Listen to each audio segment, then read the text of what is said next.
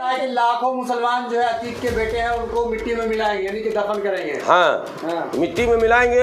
हम सिर्फ क्या कहते हैं, पहली बार असद को थोड़ा ना मिला रहे हैं मिट्टी में। मिट्टी में तो पूरी दुनिया को मिलना है, मिट्टी से ही लोग बने हैं।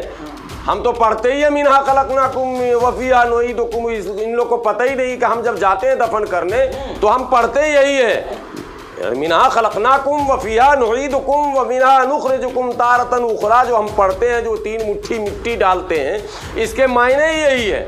हमारी तख्लीक इसी से हुई है और हमें जाना भी वही है। लाखों मुसलमान होंगे शामिल जनाजे की नमाज। हाँ, तो शामिल तो होंगे ही। जनाजे भी कोई गलत बात है क्या? जनाजे सवाब का काम है तो सवाब में जाएंगे नहीं। वो ये समझ रहे हैं कि हमें नहीं जाना है, अमर कोई नहीं है यहाँ, अमर कोई नहीं है, जाना सबको है इस दुनिया से, क्योंकि दुनिया फानी है।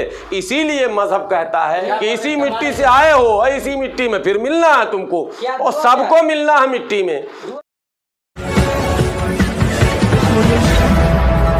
लाखों मुसलमान जो है अतीक के बेटे हैं उनको मिट्टी में मिलाएंगे, यानी कि दफन करेंगे। हाँ, मिट्टी में मिलाएंगे। हम सिर्फ क्या कहते हैं, पहली बार असद को थोड़ा ना मिला रहे हैं मिट्टी में। मिट्टी में तो पूरी दुनिया को मिलना है, मिट्टी से ही लोग बने हैं। हम तो पढ़ते ही है मिन्हा खलकनाकुम वफिहा नुईदुकुम। इन लोग को पता ही नहीं कि हम जब जाते हैं दफन करने तो हम पढ़ते ही यही है कि इसी मिट्टी से आए हो, इसी मिट्टी में फिर मिलना है तुमको, और सबको मिलना है मिट्टी में। दुआ क्या है?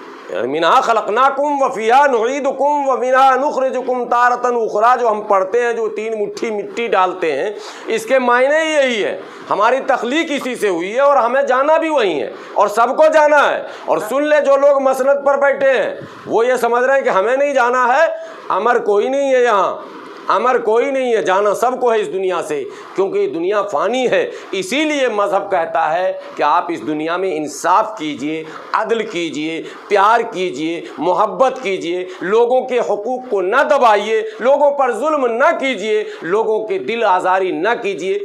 चाहे वो गुंडे के तौर पर जो लोग कर रहे हैं, किसी का दिल दुखा रहे हैं, जैसे उमेश पाल के साथ हुआ, सरासर गलत हुआ।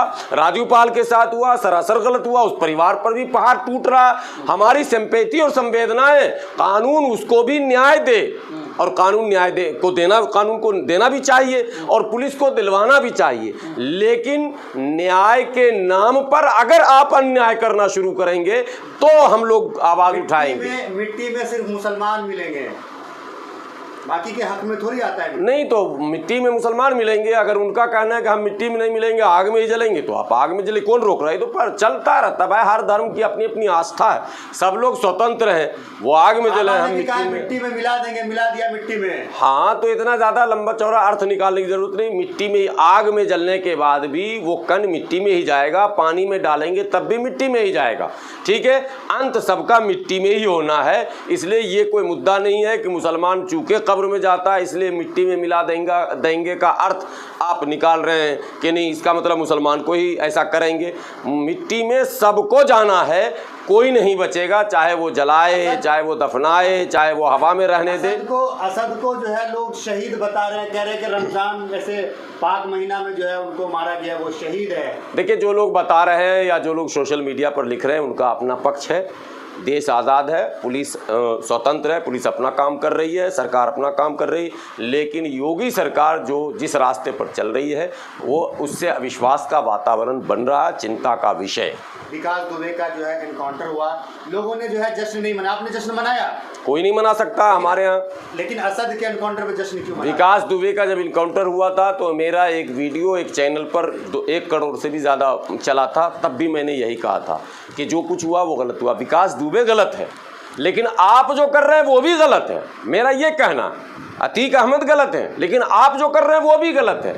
हम ये नहीं कर रहे कि हम अतीक अहमद या विकास दुबे के समर्थन में, और हम कभी किसी मुजरिम के मरने पर खुश नहीं होते और किसी शरीफ के क्या कहते हैं मरने पर खुश नहीं। मौत किसी की भी हो उस पर खुश नहीं हुआ जा सकता। लाखों मुसलमान होंगे शामिल जनाजे की नमाज। हाँ, तो शामिल तो होंगे ही। जनाजे भी कोई गलत बात है क्या? जनाजे सवाब का काम है तो सवाब में जाएंगे नहीं। जनाजे की नमाज में शिरकत करना सवाब का काम है। आप आज साहिब मसनद हैं, कल नहीं होंगे, किराएदार है, ज़ाती मकान थोड़ी है। ये पहले ही शायर कह के जा चुका। और देश में एक माहौल बनाया जा रहा है हिंदू बनाम मुसलमान।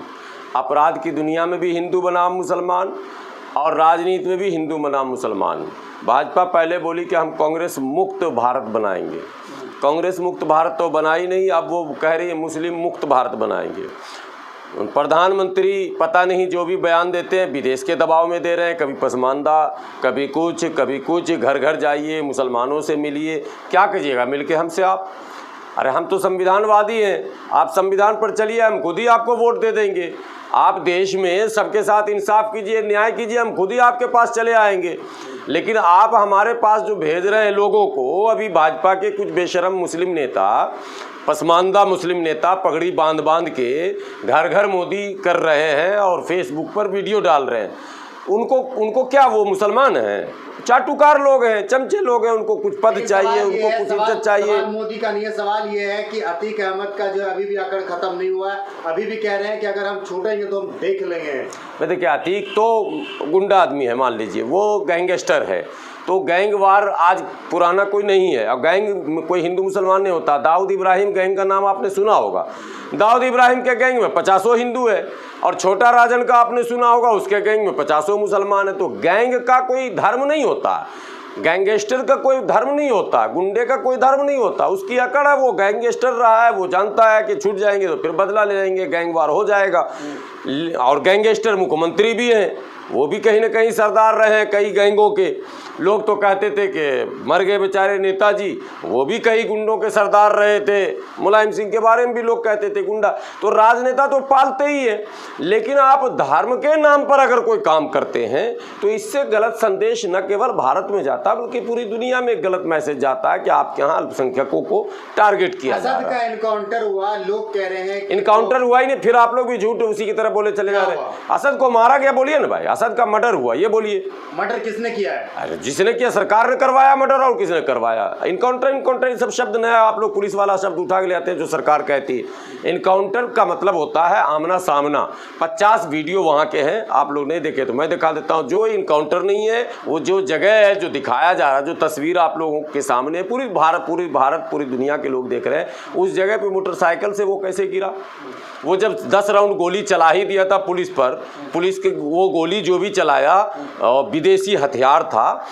पुलिस की गाड़ी का न शीशा टूटा, न पुलिस का बाल बांका हुआ, न पुलिस, भाई वो भी तो दिखाइएगा कि ये फायरिंग हुआ, मेरे लाइट पे लगा, मेरे टाटा सुमो पे लगा, कि जिप्सी पे लगा, के सफारी पे लगा, के हेलमेट पे लगा, के आप बुलेट प्रूफ पहने हुए थे उसमें, कुछ तो बताइएगा।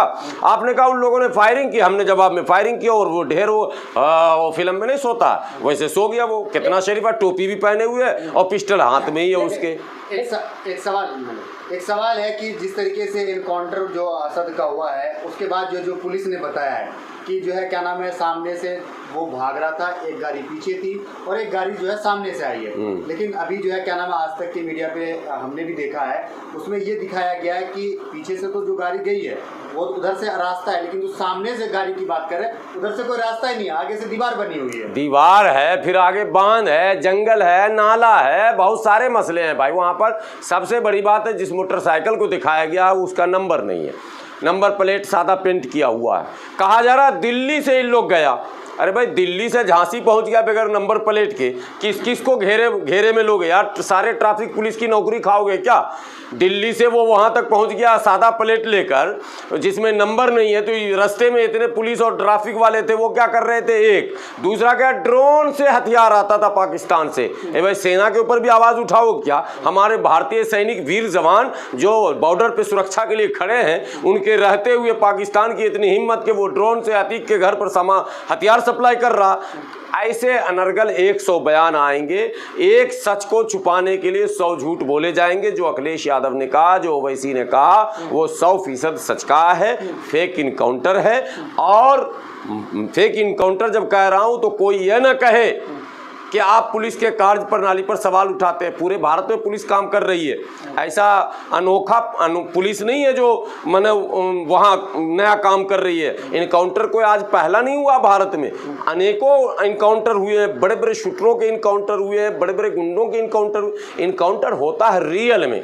जब पुलिस दबिश डालने जाती है, पुलिस पर वो हमला करता है, घंटों गोलियां चलती है, उसकी तस्वीरें वायरल होती है, दोनों तरफ से मोर्चाबंदी होती है, घेराबंदी होती है, ये हम लोगों ने देखा देखा है? लेकिन हज ने जिस तरह से ये दो बंदा है हाँ। एकदम शर्ट पैंट 2 टंच कपड़ा पहने हुए है, हाँ। टोपी पहने हुए है, हाथ में पिस्टल बिल्कुल मजबूती से पकड़े हुए, मरते दम तक छोड़ेंगे ना हम तेरा साथ, और पिस्टल मरते दम तक, वो कह रहा वो। और उसके बाद उसको ऐसा लेटाया गया कि हाथ इधर और पैर इधर, और क्या तमाशा है ये सब। बिल्कुल इसको पहली नजर में ही फेक इनकाउंटर कहा जाएगा। क्या लग रहा है मुस्लिम कौम जो है वो जनाजा इसकी को अपनाएगी? CBI जांच होनी चाहिए। जनाजे में तो जो लोग हैं वो जाएंगे ही। मुसलमान जाएंगे जनाजे में, क्यों नहीं जाएंगे? सवाब का काम है, जनाजा की नमाज में शरीक होना फर्ज किफाया हमारी जिम्मेदारी है। जब हम हमारे पड़ोस में कोई हिंदू मरता है तो हम उसमें भी जाते हैं भाई शमशान। ये तो पड़ोस का हक अदा करते हैं। इस्लाम हमें पड़ोसी के बारे में भी बताता है, इस्लाम हमें तमाम चीज़ों के लिए बताता है। तो जनाजे में अब लोग कहेंगे गुंडे के जनाजे में क्यों गए? अरे भाई यही सवाल तो लोग करेंगे, मुझे पता है कि गुंडे के जनाजे में क्यों गए। आपने गुंडे को गुंडा साबित क्यों नहीं किया कोर्ट में? आपने कोर्ट जाने क्यों नहीं दिया? भारत की अदालत तय करेगी कि आप तय करोगे? अब जनता तय करेगी, टीवी तय करेगा, अब मीडिया तय कर देगा कि कौन गुंडा और कौन नहीं। आपने जिसको कहा RDX के साथ पकड़ा आपने बाराबंकी में 2012 में, उसको हाईकोर्ट ने, लखनऊ हाईकोर्ट ने निर्दोष घोषित कर दिया, मौलाना खालिद मुजाहिद को।